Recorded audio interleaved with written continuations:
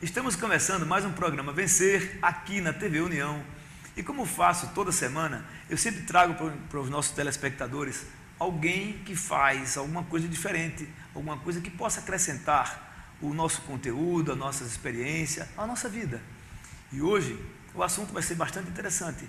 Eu estou trazendo aqui uma pessoa em que fez, como qualquer outra, fez uma menina, uma jovem, fez o curso, terminou o curso dela, a formação acadêmica, enveredou na profissão, mas depois de formada, ela descobriu que não era aquilo que encantava, ela não tinha tesão para fazer aquilo ali, ela não se encantava. E nós vamos conversar com ela para que vocês possam ouvir a história contada por ela mesma. Estamos convidando hoje Keila, fonoaudióloga. Obrigada. Keila, muito bem-vinda ao nosso programa Vencer aqui na TV União. Obrigada pelo convite. Keila, me diz uma coisa, quem é Keila, onde nasceu? Conte um pouco da sua história desde criança, para a gente começar a entender. Certo. Eu nasci aqui em Natal. A minha família da minha mãe é de um interior próximo a Veracruz. Qual é o interior? É Cobé. Cobé. É, o município Conheço. Cobé. Município pequeno. Minha mãe veio bem nova morar aqui, mas eu ainda tenho muitos parentes lá, né? Sim. E o meu pai é cearense, natural do Quixadá. Conheço também. Mas trabalha desde muito cedo e ganhou o mundo, digamos assim. Até conhecer a minha mãe. Certo. Ele conheceu sua mãe aqui ou no Ceará? Ele conheceu a minha mãe aqui. Ele trabalhava em que ele Meu fazia? pai era da Marinha na época. E então a vida deles foi construída toda, a vida do meu pai inteira foi construída aqui, né? Ele tem mais tempo de vida em Natal do que propriamente na cidade onde nasceu. E eu tenho apenas uma irmã. São duas irmãs. Isso. A minha irmã é um pouco mais velha, eu estou com 31, ela tem 34 Não precisa falar a anos. idade. Você não tem perfil dessa idade, não precisa falar a idade. Não, mas eu não tenho. Geralmente mulher não gosta de falar a idade. Ela foi dizendo. A gente nem pergunta, porque mulher não gosta. Mulher, atenção você vendedor, atenção você homem que queira ser gentil com alguém, se você quiser ser gentil com a mulher. Duas coisas. Jamais pergunte a idade dela. Segundo, se ela tiver com blusa sem manga, jamais aperte a mão e balance a mão dela. Jamais faça isso. Ela vai detestar esse momento.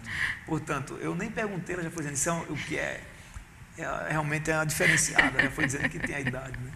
Mas vamos lá. Mas faz parte da minha história acabar contando a minha idade, pelo fato de eu ter um filho adolescente. Quantos anos ele tem, seu filho? Ele tem 14 anos. Parece namorado dela, é impressionante. A menina, eu pensei que ela tinha 23 anos, 24 anos, ela vai dizer que tem um filho de 14. É impressionante o negócio desse. Então eu acho que eu estou um pouco atrelada a acabar revelando a minha idade, mas eu não tenho problema com isso. Acho que eu cheguei aos 30 bem resolvida. Apesar de estar fazendo tantas mudanças na minha vida, eu tô bem na fase que eu estou. Me diga uma coisa, aí vamos esquecer agora, depois a gente chega no filho. E aí você cresceu aqui em Natal, então? Isso. Estudou isso. onde? Eu estudei a maior parte do tempo numa escola que na época se chamava Mundo dos Inocentes, hoje chama-se Ação. Depois eu estudei numa escola que não existe mais. Na verdade, eu estudei em duas escolas que não existem mais. Dinâmico e Anglo. Também estudei no Salesiano, terminei no CDF. Nossa, que trajetória impressionante.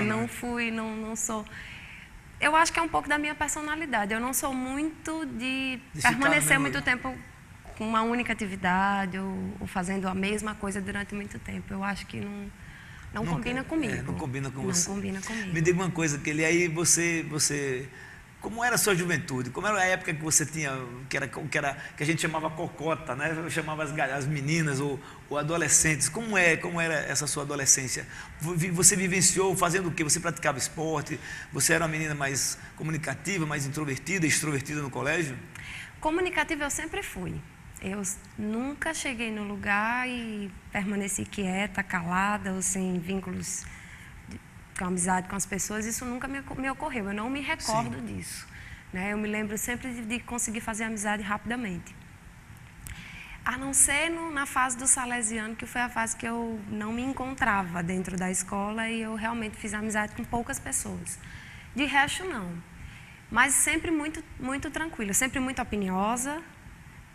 Nunca aceitei um não, assim, eu sempre bati de frente, Certo. mas por coisas que iriam trazer alguma diferença, não brigar por brigar, não, isso não. Ok. E muito calma, muito caseira. Eu sempre fui muito caseira, sempre fui muito quieta. Isso foi se invertendo ao longo da minha vida. Me diga uma coisa, aí, quando você prestou vestibular, você já estava com filho já, então? Já. Então você foi mãe muito cedo, né? O Caio, ele veio na minha adolescência. Eu engravidei aos 16 anos. Estava programado? De um namorado, não. Não. Ele só era um ano mais velho do que eu. E essa relação durou 9 anos, né? Então, eu fui morar junto e tal. Eu descobri, ainda aos 15, que eu queria ser fonoaudióloga com uma matéria num canto de uma revista, que era uma revista típica de adolescente que eu lia, que eu tinha assinatura. Você lembra da revista? Capricho. Capricho. Era Vendi muito Capricho. Eu li num cantinho, assim, de uma página, uma entrevista que falava um pouco sobre a profissão. E aquilo foi o gatilho para que eu pesquisasse um pouco mais. Então, com 15 anos. Isso. Aí eu comecei a achar que era por esse caminho que eu iria. A sua profissão era aquela. Então, o que lhe influenciou a chegar a cursar fonoaudiologia foi uma matéria na revista Capricho? Isso. Foi ali que eu me interessei. E você começou a pesquisar? E eu comecei a pesquisar. Tá, não foi só aquela matéria, você foi pesquisando, conhecendo. Não. E aí você prestou vestibular. Na época não era nem vestibular. Foi quando eu descobri que, na verdade, na época, só existia o curso numa universidade particular. E aí pesava o fato dos meus pais terem a vida inteira, como eles não tiveram essa oportunidade de estudo na vida, eles fizeram muito para que a gente estudasse, porque era uma vitória. Eu lembro nitidamente do dia em que a minha irmã foi aprovada na UFRN, do quanto a minha mãe chorava e do quanto aquilo representava para minha mãe.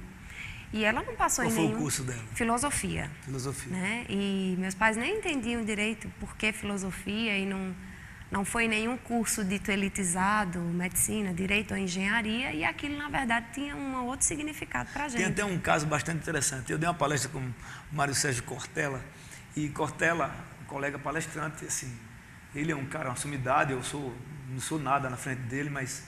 Nós trabalhamos em vários eventos já juntos e um dos eventos ele conta uma história muito interessante que ele é filósofo e aí o filho dele, quando era garoto, 12, 14 anos, adolescente, os colegas perguntavam, e aí, qual é a profissão do seu pai? Ele dizia, meu pai ele faz filosofia, professor de filosofia. Seu pai é filósofo? É. Ah, e seu pai trabalha? Porque a ideia de que filósofo só fazia ler. E aí ele dizia assim, pai, meus colegas acham que você não trabalha, você só lê o tempo todo. Eu achei interessante isso. Você está falando, não é um curso elitizado, mas é assim, porque é um curso onde as pessoas têm muito conhecimento, têm uma bagagem impressionante. Para que você seja um bom professor de filosofia, você tem que ter uma bagagem assim, fora do comum, inclusive. Isso. E hoje que eu voltei para uma sala de aula, e que hoje a gente tem na estrutura curricular básica filosofia, você consegue entender. Eu acho que essa juventude consegue dar mais importância para a filosofia do que, por exemplo, quando eu estudei. Sim. Porque filosofia, para mim, existiu como cadeira na disciplina, como disciplina no meu curso de fonoaudiologia. Aí, então, já na minha formação profissional. Certo. Apesar de ter uma irmã já filósofa. Me diga uma coisa, aí você entra no curso de fonoaudiologia, termina o curso, mas durante o curso você começou a ver que não era aquilo ali ou não? Você continuou empolgada? Não, durante o curso eu soube exatamente entender qual era a área dentro do meu curso que eu não iria exercer.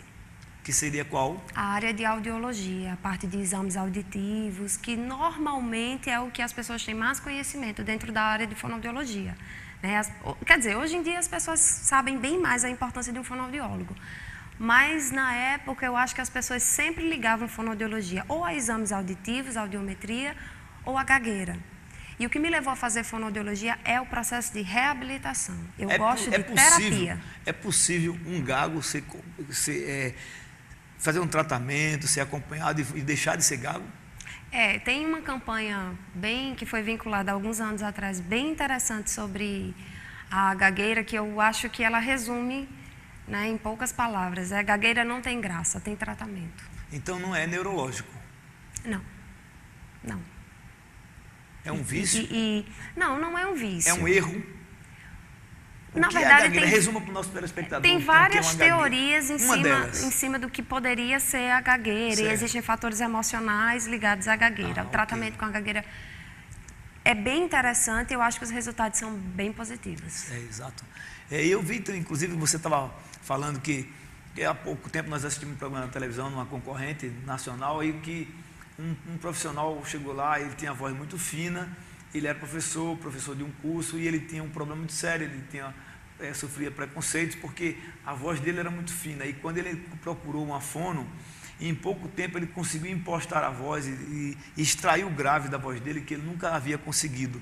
E ele dizia: hoje eu sou uma pessoa muito feliz, porque eu continuo ganhando a mesma coisa, mas eu sou feliz porque hoje eu consigo falar e eu ouço a minha voz, e eu adoro ouvir a minha voz. Ele falava, achei interessante isso, né? Quer dizer, tudo foi um profissional de fonoaudiologia que conseguiu trazer de volta, ou não, trazer alguma coisa que ele sabia que existia, mas não sabia como buscar, né? Resgatar a identidade dele, né? Porque a gente nem imagina o tanto de problemas emocionais que essa pessoa carrega uma vida inteira, em virtude de não ter encontrado alguém que pudesse dizer assim: olha, existe tratamento, tua voz vai melhorar, e resolver o problema dele. Quer dizer, tanto o gago como a pessoa que tem a voz fina ou voz grossa demais, se quiser dar uma aliviada, porque o excesso é o que faz mal, né? Você tem uma voz grave demais, às vezes você não consegue nem se entender, ou com a voz é fina também. Ou o processo da gagueira, que tem, como a gagueira não tem graça, tem tratamento, isso, a gagueira, né? Não tem graça, Fantástico, tem tratamento. Eu acho que essa campanha resume bem. Resume bem. Me diga uma coisa, aí você terminou o curso e você viu que não era aquilo que você queria. Eu demorei para entender que não era bem aquilo que eu queria. Quando foi que deu esse start? Eu me formei, eu fiz uma pós-graduação na área de motricidade orofacial, que é onde eu trabalhei. Eu me formei em 2006. Explique para o nosso telespectador o que é essa especialização sua. A área de motricidade orofacial, ela está muito mais ligada às questões... por exemplo, eu trabalhei diretamente com ortodontistas, foi o que eu fiz nos meus últimos anos. Essas pessoas quando colocam o implante, né, vão... aparelho ortodôntico, aí precisa reabilitar a questão estrutural, a questão das funções, a função da fala, a função da linguagem, a própria alimentação está envolvida nesse processo. E eu trabalhei diretamente com dentistas, né, com ortodontia. Inclusive, quando eu iniciei esse trabalho, eu senti uma vontade tremenda de cursar odontologia, mas aquilo foi pouquinho, foi por pouco tempo. Por aí você dá para entender que eu sou uma pessoa que eu acho que eu sou estável. mais... acho que eu não vou fazer uma coisa só. Mas eu sempre tinha na minha memória que o período que eu estagiei no Valfredo Gugel como estudante era o período que mais me trazia emoção. Acho que foi a coisa que eu mais gostava de fazer. Conte um caso interessante que você se emocionou muito no Valfredo Gugel, nos seus plantões. Olha, no Valfredo, eu comecei a entender que às vezes a gente se destina a uma coisa e aquela não é a real necessidade da pessoa. Como eu era estagiária e eu colocava o fato de colocar uma bata e passar para triar os pacientes para que a fonoaudióloga, no caso, né, pudesse de fato fazer o atendimento, eu apenas acompanhava, mas o fato de passar nos leitos fazia com que muitas vezes aquelas pessoas pegassem na mão, já te chamavam como doutora, né, já vinham conversar com você, e às vezes elas queriam apenas ser ouvidas, né, como muitas senhoras que iam contar a história. Porque o meu filho foi embora há 15 anos para São Paulo e não voltou. E aí eu comecei a entender que, na verdade, independente de ser fonoaudióloga, de ser médica, de ser fisioterapeuta, de ser dentista, de ser balconista de uma loja ou qualquer coisa, às vezes as pessoas precisam de atenção, né? E ali eu comecei a entender que eu queria muito mais do que só o que eu estava destinada a fazer. Mas eu deixei aquilo de lado. E eu fui cursar, eu fiz a minha pós, eu fui trabalhar. Até que eu comecei a perceber que eu entrei numa... Não é um sofrimento, mas eu comecei a não sentir tanto prazer em ir trabalhar. Faltou alguma coisa para mim. Eu passei... Até eu tomar a minha decisão final, eu passei 2 meses sofrendo, sozinha, querendo mudar, com essa vontade de cursar medicina, tomando conta cada vez mais, e eu fiquei muito calada. Só que assim, da mesma forma que eu consulto as pessoas, no final eu sempre tomo a minha decisão sozinha. Você consulta só para você ter um parâmetro, né? Eu consulto porque confio nas pessoas que eu tenho ao meu redor. A gente gosta, assim, de ouvir opiniões, mas no final eu tomo sempre a minha decisão. Eu até nem sei por que pergunto. E aí eu decidi que continuaria trabalhando, mas à noite eu iria estudar para tentar obter uma vaga no curso de medicina. Sim. Quando eu comuniquei em casa, para minha surpresa, a minha mãe chorou muito. E o choro dela era um choro de, eu esperei a vida inteira que você me dissesse isso. Eu não podia interferir nas suas escolhas. Como é que eu, como mãe, iria chegar para minha filha, que chegou decidida a cursar o curso de fonoaudiologia, a dizer, não, minha filha, não vai por esse caminho, porque era a sua decisão. Mas eu sempre achei que você tinha um perfil de médica. De médica. Agora me diga uma coisa, é muito interessante o nosso telespectador que está nos assistindo. Olha só, você é estudante, você é universitário, você que está fazendo o Enem, que já fez, que vai fazer, olha só que interessante. Ela descobre, de repente, numa revista Capricho, numa colunazinha que o curso de fonoaudiologia era o encantamento da vida dela. Não é que seja um péssimo curso, muito pelo contrário, é uma excelente profissão e um excelente curso. Tanto é que ela fez uma especialização. E depois, no decorrer do tempo, não é que ela se desencantou do curso, muito pelo contrário. Ela viu que o norte dela não era a fonoaudiologia. Ela queria ser médica, ela queria ir para outro ramo para salvar vidas e não consertar apenas uma voz, uma gagueira, uma motricidade de fala, alguma coisa assim. E aí o que ela faz? Abandona tudo depois de formada. Você quanto tempo de formada? Você ficou, eu me formei em 2006. Ou seja, 2006, 7 anos depois de formada, ela diz, não é a minha profissão, não estou feliz com o que estou fazendo. E muda, assim, absurdamente, ou seja, volta para os bancos escolares, volta para cursinho, né? Fazendo um cursinho para tentar o Enem e tentar a nova profissão dos sonhos da vida dela. Então você que está nos assistindo, você jovem, que está ainda sem saber o que fazer, consulta não só os seus familiares, começa a ver, enxergar, procura, pesquisa, para que você não fique, às vezes, 4 anos da vida, 5 anos, envereda na profissão. Isso acontece com muito mais assiduidade, muito mais do que a gente imagina. Muitas pessoas que a gente conhece, fez um curso, depois faz outro curso, depois faz um terceiro curso até. Então, assim, se ele tivesse optado você tivesse optado pelo que o coração lhe pedia realmente, não, talvez, que era mais forte, você não conseguia entender, era a medicina. Então, você hoje estaria já há 6 anos na sua atividade prazerosa. Então,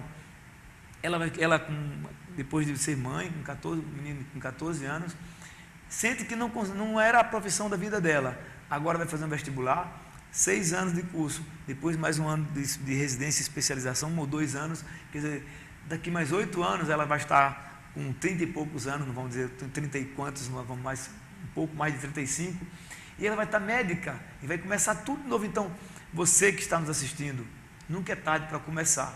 Você que está nos assistindo, não vem dizer que é impossível. O impossível, ele é apenas difícil de ser realizado.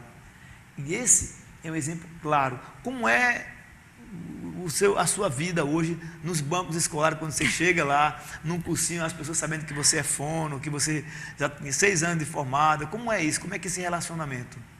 Eu que me sentia estranha quando pisei no cursinho. A primeira semana eu tinha dificuldade de permanecer sentada. Eu não era mais a dona do ar-condicionado da sala, então eu sentia frio demais, eu ficava incomodada de estar sentada. Tudo que falavam era como se... Eu fiquei uma semana me perguntando, eu terminei o ensino médio, porque eu não lembrava mais de absolutamente nada. A bagagem como fonoaudióloga me ajuda, sim, claro, né? Na parte de biologia, essas coisas eu consigo ter um entendimento melhor. E relembra tudo, né? Sim, né? Porque muita coisa está associada, a gente não esquece. Eram talvez as matérias que eu mais estudei na época e tal. Mas é difícil. E eu olhava dos lados e 17 anos, 16 anos, né? Os problemas são outros. O universo é diferente, né? Mas a forma de se vestir, os assuntos, tudo muda, né? Mas eu entrei no ritmo. Então, você se adaptou facilmente? Facilmente, rapidinho. Até você me encontra... Você tem cara de adolescente, né? Você me encontra rapidinho no elevador. Nós moramos no mesmo prédio, né? A gente se encontra, o moletom amarrado na cintura, tênis. Eu entrei no clima, porque eu mudei a minha vida. É a nova vibe, né? E de repente você abre mão de uma vida social, porque eu estou como todo mundo que está terminando o ensino médio, me preparando para prestar um vestibular. E quando eu tomei a decisão, isso é importante que seja dito, quando eu tomei a decisão, eu não pensei no grau de dificuldade. Eu descobri a dificuldade que é ingressar no curso de medicina fazendo cursinho, estudando. Aí é que você tem a noção do quanto é difícil. Mas eu quero muito aquilo. E o que eu ouvi, acho que nas últimas semanas, aquela semana que antecede o Enem, que é uma semana muito estressante, que você tem que desacelerar o ritmo de estudo, mas você tem que trabalhar a ansiedade, e a ansiedade das pessoas que estão em volta também, porque todo mundo... Termina contagiando também, né? Deposita expectativas em você, né? E aquilo que eu ouvi foi muito interessante, que, na verdade, quando você só quer uma coisa, você pode não conseguir, porque você quis, e muita gente apenas quer. Mas tem que ser essencial, como é essencial respirar. E na hora que isso acontecer, aí o resultado vem. Eu não estou com medo, eu não tenho receio. Quanto tempo eu vou precisar até conseguir o ingresso na faculdade? Essas coisas não me angustiam. Uma coisa interessante que ele aqui, eu ouço muito por aí, como você acabou de dizer, muitas pessoas querem mudar suas vidas, as pessoas querem comprar sua casa própria, elas querem comprar um carro novo, ou o primeiro carro, querem terminar às vezes um curso, mas para que você tenha tudo isso, você tenha seu carro, você tenha sua casa, você consiga uma mulher, um marido, um casamento, seja lá o que for, é necessário que tudo na vida você deixe o sonho de lado. Porque as pessoas sonham, claro, o sonho é uma coisa muito interessante. Ele é uma particularidade do ser humano. Agora, só consegue, que você acabou de dizer, só consegue quem faz. Não adianta você ficar sonhando no curso, eu quero ser médica, eu quero ser advogado, eu quero ser engenheiro, eu quero comprar uma casa, eu quero um dia ter um carro. Você pode sonhar, agora, você só consegue chegar se você tirar a bunda da cadeira, ou seja, usar o TBC e fazer acontecer. As pessoas que conseguem tirar o sonho e colocar em prática, essas sim são os construtores de seus destinos, são os construtores de sua vida. E essas pessoas, elas fazem diferente. Esse é o exemplo de aquele que chegou aqui, mostrou para a vida, para você, telespectador, que fez um curso de fonoaudiologia, terminou, exerceu durante 6 anos a profissão, já com especialização, e depois diz assim, para tudo, eu quero ser médica, e volta para um banco de cursinho, convive com jovens e adolescentes, que tem outra realidade, gosto diferente, atitude diferente, nova vibe, tudo. Ela se adequa novamente e vai para uma luta, concorrer, agora muito maior a concorrência do que na época que você fez vestibular, para que ela consiga a profissão sonhada, que é ser medicina, no caso dela. Você, telespectador, lembre-se muito disso. O impossível, ele é só difícil de ser conseguido. Pense nisso. Dicas de Jussier. Vamos para um breve intervalo, daqui a pouco a gente volta.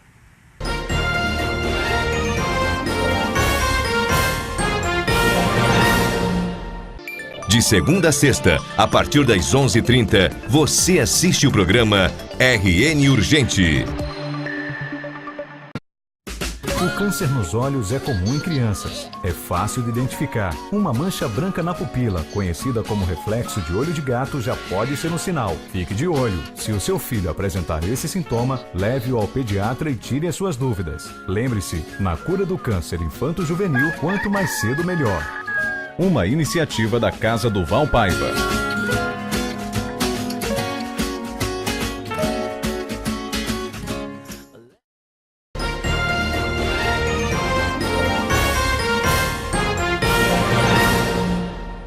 Estamos de volta com o programa Vencer, aqui na TV União. E como fazemos sempre, hoje nós vamos continuar o nosso bate-papo. Falamos no primeiro intervalo, no primeiro bloco, sobre profissão, sobre você estar feliz ou não na sua profissão. A Keila, que nos deu a entrevista, ela fez fonoaudiologia, e quando ela terminou o curso de fono, ela, 6 anos depois de fazer uma especialização, descobriu que não estava feliz naquele curso. E aí, nós vamos dar continuidade falando sobre felicidade da vida, felicidade no que faz, com o Mário Emerenciano, que eu cumprimento aqui. Muito bom dia, Mário. Seja bem-vindo ao nosso programa Vencer. Bom dia, José. Muito prazer estar aqui com você, com o público. Mário, me diga uma coisa aí, o que é felicidade para você? A felicidade é a maior realização que o indivíduo pode ter, que começa dentro de si mesmo. Ele está bem. A felicidade começa a partir do momento que o indivíduo está pensando bem e falando bem. A felicidade começa a partir deste ponto inicial. Certo. Então, felicidade é um estado? É um estado de espírito. Mas para que nós venhamos a encontrar esse estado de espírito, nós temos que fazer um trabalho internamente, né? Estar sempre pensando bem, estar tendo cuidado de estar falando bem. Foi como Cristo disse, orai e vigiai sempre. Está se vigiando. Não alimentar pensamentos negativos é onde começa a derrubar o ser humano, os pensamentos negativos, infelizmente. Inclusive as doenças psicossomáticas, né, existe uma incidência muito forte nas pessoas que não estão bem com elas, né? Ela é uma porta de entrada, na verdade, né? Com certeza, José. E hoje em dia nós sabemos que existe uma doença aí incrível que está, infelizmente, perseguindo o cidadão, a cidadã, é estresse. E o estresse, infelizmente, é proveniente de um estado emocional. A pessoa que começa a pensar sempre em uma determinada coisa que seja negativa, vai impulsionar daqui a pouco o indivíduo estar num estado deplorável, porque o pensamento atrelado à emoção e à palavra o levou a um estado terrível. Então o indivíduo tem que estar sempre se observando, sempre, não admitindo. O indivíduo pode estar até, não estar bem profissionalmente, ou até em termos de doença, alguma doença qualquer, mas tem que estar sempre buscando que está bem. E para buscar, basta acreditar que pode e deve pensar sempre positivamente. Você tem que ter fé, eu concordo com você. Você tem que ter fé em você mesmo. Isso. Você tem que ser determinado, claro, você tem que acreditar no que você está fazendo. Isso. Mas assim, para que a repetição leva à prática. Isso. Você precisa ser uma pessoa determinada, mas só determinação não basta. Você tem que ser uma pessoa que tem fé, que seja determinada, mas que você chegue à perfeição, ou tente chegar à perfeição em função da repetição que você faz. Perfeito. Quando você repete uma coisa várias vezes, Isso. há uma tendência natural de você fazer a coisa melhor. Exatamente. Ou seja, um jogador de futebol, se ele, Zico era um exemplo, que treinava 200, 300 faltas, ele batia com barreira, por isso que se tornou um grande batedor de faltas.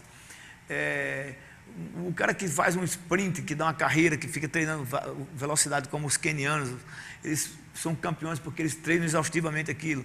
O jogador de basquete que arremessa 500 vezes na cesta, então, ele precisa repetir para que ele confie e ele saiba que aquela tacada que ele vai dar, a tantas jardas, vai cair naquele buraquinho e vai fazer o ponto, não é assim? Existe uma palavra mágica que se chama persistência. É o que você acabou de dizer, a repetição. A fé, ela nasce a partir do momento que eu começo a repetir. Sim. A repetir aquele objetivo que eu tenho que nunca não duvidar. Então, a partir do momento que cada dia que passa eu começo a acreditar que eu posso, olha, existem duas palavras incríveis, eu posso, eu quero, eu posso. Então, isso aí vale para tudo. Eu quero estar bem. Nós podemos usar uma afirmação tremenda todos os dias. Sou forte, sadio e feliz. Você pode dizer isso. A cada dia que você repete, todos os dias, se repetir, sou forte, sadio e feliz, daqui a pouco o seu subconsciente estará impregnado com essa afirmação de uma forma que mesmo que você adoeça, você sempre vai acreditar que você está forte, sadio e feliz. E o que é que vai acontecer? Vai acontecer uma forma de você ficar logo curado daquela doença que apareceu de uma forma ou de outra. Beleza, então isso é felicidade. Gente, veja que o nosso programa ficou recheado hoje. Nós falamos de pessoas que, no primeiro bloco, uma pessoa que não encontrou a felicidade na profissão. Depois nós trouxemos um engenheiro civil que também não exerce a função, porque ele é feliz fazendo outra coisa. Ele é feliz fazendo esse trabalho de cidadania que ele executa, que ele faz o tempo todo. E aí, você gostou do nosso programa? Manda um e-mail para a gente, dá a sua sugestão. Nós estamos abertos para fazer o que você gosta, o que você tem interesse. Aguardo você no próximo sábado, aqui, no mesmo horário, na TV União. Muito obrigado, Mário. Muito Seja obrigado. sempre bem-vindo ao nosso programa. Obrigado, José. Até sábado. Tchau.